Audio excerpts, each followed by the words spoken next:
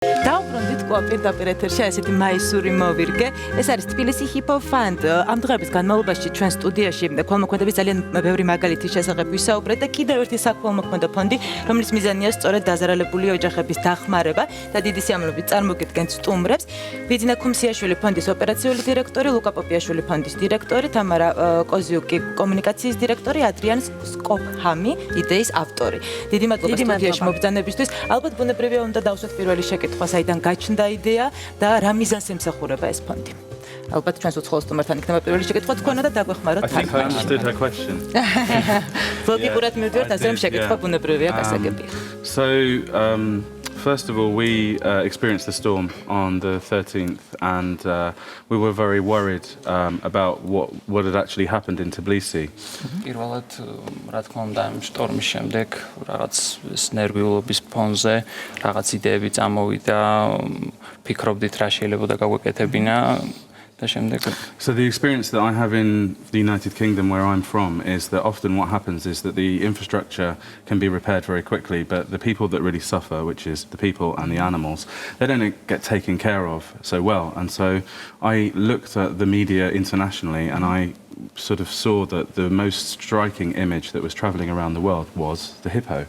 ძირითადად რაც ხდება ხოლმე, რომ ინფრასტრუქტურა შეიძლება რომ გამოსწორდეს, მაგრამ შემდგომ ისე რჩება პრობლემები, თვითონ ოჯახები დაზარალებული, ამ შემთხვევაში უკვე ცხოველებიც დაზარალებული და პირველი რაც თვალში საჩვენე იყო ძირითადად იყო ფიკლარი, რომელიც დასეირნობდა ქალაქის ქუჩებში გზააბნეული.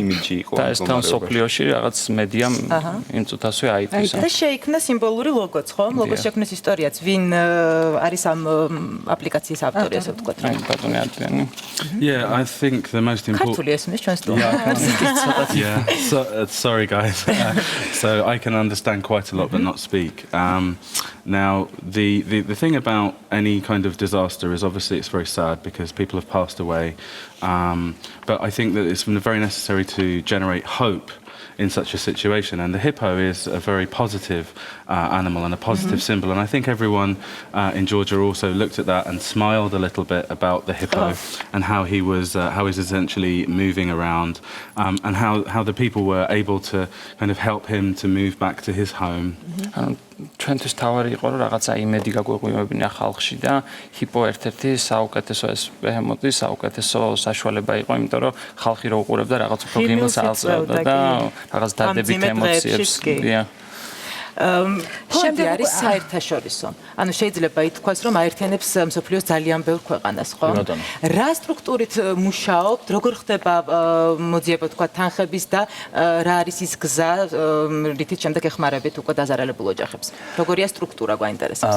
კი ბატონო, ანუ თავიდან ფონდი შეიქმნა, რა თქმა უნდა, საქართველოში, იყო აქ საქართველოზე ორიენტირებული, მაგრამ რახან უცხოელი დამფუძნებლები ყავს ამ ფონდს, ძალიან ბევრი გავხმოვნება BBC, CNN-ის შემდეგ მოყვა ინგლისიდან, ჰოლანდიიდან და გადავწყვიტეთ, ასე ვთქვათ, მათი დახმარებით და ასევე ქართველები, რომლებიც არიან საზღვარგარეთ და უნდათ რომ დაეხმარონ საქართველოში დაზარალებულ მოსახლეობას, შეგვექმნა პარტნიორული ფონდი, ასე ვთქვათ, რომლებიც იქ აკეთებენ თავიანთ საქმეს, აგროვებენ საქველმოქმედო ფულს, რომელიც რაღაცა თანხის დაგროვების შემდეგ გადმოირიცხება ჩვენს საბანკო ანგარიშებზე და აქ მერე უკვე ჩვენ გავუწევთ მონიტორინგს, როგორ დაიხარჯება ეს თანხა. აი ესეც საინტერესოა, როგორ გადანაწილდება შემდეგ ეს თანხა.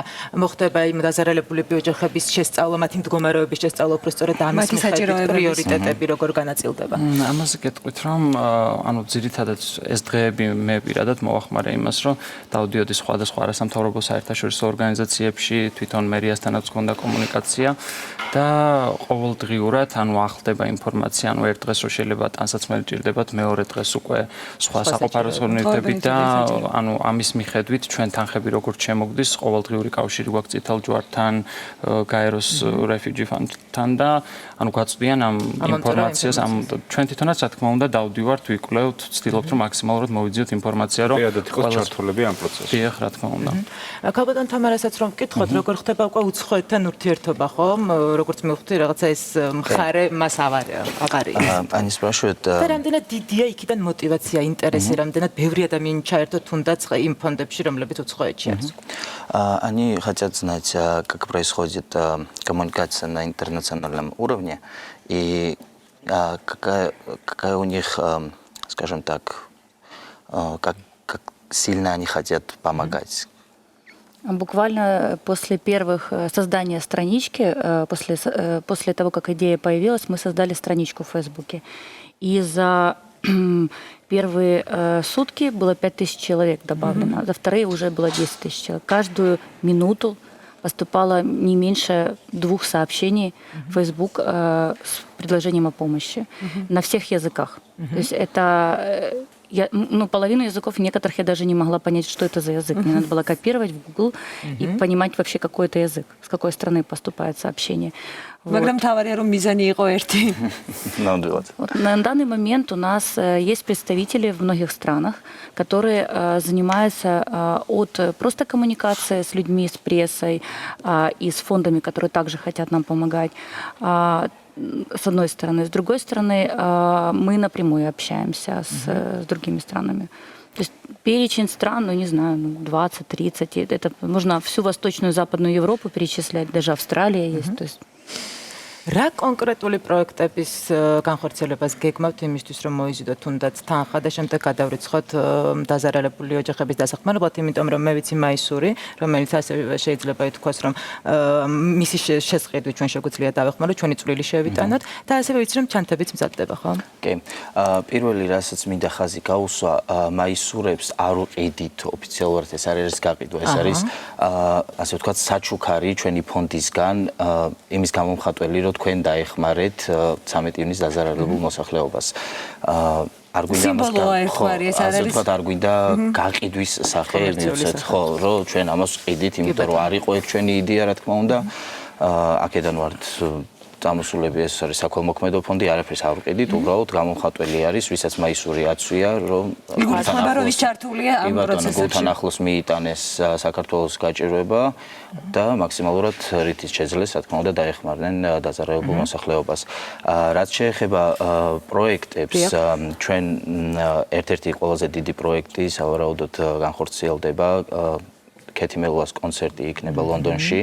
რომელიც ჩვენი პარტნიორებმა გთხოვეს უკვე მაიკების დამზადება და ორგანიზებას უწევთ, რომ ინგლისში დამზადდნენ მაიკები, რომ არ დააგვიანდეს აქედან უბრალოდ ჩასვლა. დამზადდეს ინგლისში მაიკები და ამ კონცერტზე, ასე ვთქვათ, საქველმოქმედო ფარგლებში მიეწოდოს კონცერტის ორგანიზატორებს და ხალხს ეს მაისურები და იქიდან შეგროვილი თანხები რაღაცნაირად ასევე გადმოირიცხოს საქართველოს ჩვენი პარტნიორების დახმარებით და აქ როგორც უკვე გითხარით, ჩვენ გავუწევთ უკვე მონიტორინგს როგორ და სადაა საჭიროებების მიხედვით. თუმცა ბუნებრივია და ჩვენ წინა დღეებში აღნიშნავდით, რომ ეს არ არის ერთჯერადი დახმარება, ხომ ამ ადამიანებს გვერდში დგომა და თუნდაც ფსიქოლოგიური თუ ეკონომიკური დახმარება დაჭირდებათ მომავალშიც. ანუ თქვენი ფონდიც გრძელვადიან პერსპექტივაზე არის გათვლილი. დიახ, ანუ ამ ეტაპზე არ ჩერდებით, იქიდან გამომდინარე, რომ შეიძლება ბინებით დაკმაყოფილდნენ და რაღაც პირველადი საჭიროებები ამ მომენტში ამოიწუროს და მიიღონ მაინც შემდგომ დაჭირდება ზოგს ფსიქოლოგიური დახმარება, დაჭირდება ზოგს იქ დასაქმება, იკვება, თანადგომანების მიერი გამოვლენა. დიახ, ამიტომ ჩვენც არ ჩერდებით, რაც კი საქველმოქმედო კონცერტები იქნება საქართველოში და შემდგომ ჩვენ თვითონაც ვაპირებთ, რომ მსგავსი ღონისძიებები გავმართოთ მაქსიმალურად, რომ ეს გაგრძელდეს, ეს დახმარება, ეს ხალხიდან ეს არ დაიკარგოს, რაღაცა იმედი კონდეს იმ ხალხს, ვინც დაზარალდა ამ დღეებში, რომ ჩვენ მათ გვერდით ვიქნებით და არ დამთავრდება ეს მარტო აი ამ ერთ-ორ კვირაში. რაღაცა კონკრეტულ დროს. ასევე საინტერესოა თუ არის თქვენი ფონდის კარი ღია მოხალისეებისთვის. ამ დღეების განმავლობაში ბევრს საუბრობდით მოხალისეებზე, მათ თავდადებულ მუშაობაზე. მე მაგალითად გამიჩნდა სურვილი, რომ ჩემი წვლილი შევიტანო. შემიძლია რაიმე ფორმით ჩავერთო აი ამ თქვენ ქველმოქმედების ჯაჭვში, ასე ვთქვათ. პირველ რიგში მინდა ძალიან დიდი მადლობა გადაუხადო მოხალისეებს. მართლა ძალიან დიდი იმედი მოგცეს, საქართველოს იმედი რეალურად დაანახეს მთელ სოფლიოს, რომ გაჭირვების ჟამს გვერდით გვერდგომა შეგვიძლია და შეგვიძლია ერთად გავუმკლავდეთ ყველა პრობლემას. რაც შეეხება მოხალისეების ჩართულობას პირადად ჰიპ-ჰოპ ფონდში, ძალიან სწრაფად რახან შეიქმნა ეს ყველაფერი, ძალიან ბევრი იდეა გაჩნდა, ძალიან დაძაბულ რეჟიმში ვმუშაობდით და ჩამოსაყალიბებელი გვაქვს ყველაფერი, უახლოეს მომავალში დავუშვებით და ჩამოვაყალიბებთ, სად ვინ გვჭირდება, რა დახმარება შეუძლია გაგვიწვიონ მოხალისეებმა და როგორ შეიძლება ჩაერთო. ფაქტობრივად გინდათ რომ მოიცვათ არა მხოლოდ საქართველოს, არამედ რა თქმა უნდა, ანუ ეგ არის გათვლილი, იმიტომ რომ საქართველოში ბევრი საქველმოქმედო ფონდია, ბევრი ადამიანი ეხმარება საქართველოში, ჩვენ გვინდოდა შეგვექმნა საერთაშორისო დონეზე დასახმარებელი ფონდი. აქედან გამომდინარე, მარტო იმიტომ რომ ეს ძალიან სწრაფად მოხდა ეს ყველაფერი და ძალიან დაძაბულ რეჟიმში მუშაობდით, ვერ დავსხედით, ასე რომ ვთქვათ და ვერ ჩამოვწერეთ აი ამ კონკრეტულ პოზიციაზე ვიღაცა გვჭირდება. სავარაუდოდ მაგას უახლოეს მომავალში მოვაგვარებთ და აუცილებლად დიდი სიამოვნებით დაგვჭირდება კიდევაც დახმარება და დიდი სიამოვნებით მივიღებთ ნებისმიერ დახმარებას, ნებისმიერ მოხალისესთან. ანდრია, საქართველოში ცხოვრობს, აქ იყო სტიქიის დროს თუ ჩამოვიდა შემდეგ როგორ მოხდა? I want to ask you, you lived here in Georgia or you came right? No. I came to Georgia first about 2 years ago. I was working for a big company, and then after a year, I decided to set up my own business here. I actually met my wife here in Georgia. She's not Georgian, she's Russian. So my story is a Tbilisi love story. And we very much like living here in Tbilisi. We really like the country. We like the people. We like the opportunity to meet with international people and also with Georgians. And so, I mean, we're here most of the time. We live in Varke, in a very nice place, close to the park. And we've got good friends that are international and also Georgian. So ანუ უკვე 2 წელია ედრიანი საქართველოში ცხოვრობს. სიყვარულიც აკიპოვა ცოლი აქ მოიყვანა. ანუ ასე ვთქვათ, რაღაცა თბილისი love story არის და უკვე დიდი ხანი აქ მუშაობს, კიდევაც დასაქმებულია, მთლიანად ჩართული არის, მას შეუყვარდა საქართველო როგორც ქვეყანა, ხალხი, კულტურა და აქედან გამომდინარე ამ სტიქიამად ძალიან ესეთი მნიშვნელოვანი გავლენა მოახდინა მასზე და ამიტომ ძალიან მომდომებულია რომ რაღაცით დაგვეხმაროს და თავის უცხოელი მეგობრებიც ჩართოს ამ პროცესში. აი, საინტერესოა თქვა იმ სტიქიის შემდეგ, 13 ივნისის შემდეგ ბუნებრივია საუბარი ჰქონდა მის უცხოელ მეგობრებთან, რომლებიც საქართველოში არ იყვნენ. მათი რეაქცია როგორი იყო? რა იცოდნენ მათ ამ სტიქიის შესახებ და ჰქონდათ თუ არა ზუსტი ინფორმაცია რა მოხდა ჩვენს ქალაქში? They are interested about your friends who are living in different countries, how much information they had, what was their reaction? Yeah, that's an interesting question. So initially, there was very little information internationally, and that's one of the things that really spurred me on to make the Hippo Fund, because Georgia never gets in the news anywhere. I mean, people, my friends, know that I live in Georgia. They see me with glasses of wine, beautiful mountains, lovely city. We're actually photographers, so we publish a lot of things about Georgia, but they didn't actually know very much, except for the fact that there was a tiger and then there was a lion. They knew about the hippo, and most of the world thought that the whole of Tbilisi was underwater. And we thought that was important to get the message out. And the message is very difficult. Partly it's yes, there is a tragedy, and yes, there are people that need help. But Georgia is okay. The people are okay, and the best thing that you can do is actually come. I know that's a lot to translate. Are you ready? ანუ ბევრმა მეგობარმა ედრიანის აქამდე არ იცოდა, მაინც არ ქონდა დიდი ინფორმაცია, რადგან უცხოურ ახალ ამბებში ხშირად ვერ ნახავთ საქართველოს. რა თქმა უნდა, მათ იცოდნენ, რომ იქ ლომი გამოიქცა ზოოპარკი განეს. რაღაც აქცენტი უცხოურ მედია საშუალებებში თავიდან ალბათ ამეთანხმებით პირველ დღეებში და პირველ საათებში მაინც კეთდებოდა ცხოველებზე. და მთავარი ნიუსი ასე ვთქვათ ეს იყო. მაგრამ ეს ზუსტად აქედან წამოვიდა იდეა, რომ ჩვენ გვინდოდა უფრო მეტი ინფორმაცია მიგვეწოდებინა მათთვის. ადრიანი თვითონ არის ფოტოგრაფიც, ანუ ხშირად თავის Facebook გვერდზე საქართველოს სურათებს, იქ რაღაც ღვინით ხელში, სხვადასხვა კუთხეები საქართველოში და აქედან მეგობრებიც ხედავდნენ მისი, მაგრამ როგორც ასეთი აი საქართველოზე საფუძვლიან ინფორმაციას ვცდილობთ რომ აი ხა ჩვენ მივაწოდოთ აი ამ აქციით მოვახდინოთ როგორც ამ ტრაგედიის გამო ხალხს გვინდა დავეხმაროთ ასევე გვინდა რომ საქართველოს გავაცნოთ და უფრო მეტი ყურადღება მოვიყუროთ ჩვენ მხრივ. I need to answer your question. I didn't answer your question completely. So the reaction, because we did the first bit, so the reaction has been very positive from our friends. All of my friends were asking, how can we help, how can we get involved. That's why the idea of the T-shirts initially was very important, because it just gives somebody a visual that they're wearing, that people ask about. So what is that? What's this all about? And so my friends were interested. Also, we had a lot of people offering to volunteer from abroad, which has enabled us already. We've had events in London. We're going to have another 5 or 6 events, including the Katie Melua concert. And we've got people contacting us from the US, from Germany. And I think that's partly because we as an international team, and together with Georgians, build something that is unified and has a purpose.